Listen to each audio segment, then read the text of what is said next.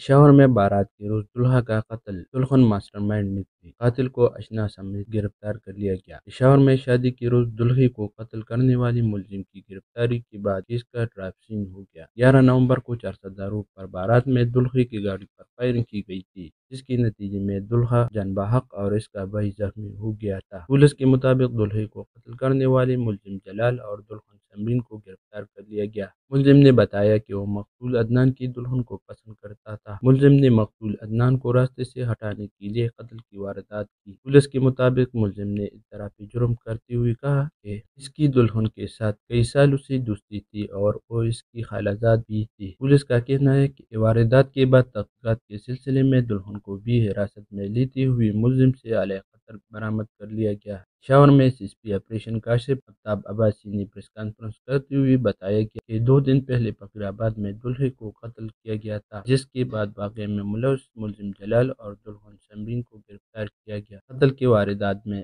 دلہن نے master mind کا کردار ادا کیا۔ ایس ایس پی آپریشن کے مطابق ملزمہ کا تقریباً 1 سال سے ملزم کے ساتھ تعلق تھا۔ دونوں آپس میں شادی کرنا چاہتے تھے، لیکن گھر والے خلاف تھے۔ اہل خانہ کے انکار پر دونوں نے مل کر مقتول کو راستے سے ہٹانے کی منصوبہ بندی کی۔ واردات کے دن دلہن نے مختلف نمبروں سے ملزم کو لوکیشن بتائی۔ اہل خانہ نے ملزمہ کو اس شادی پر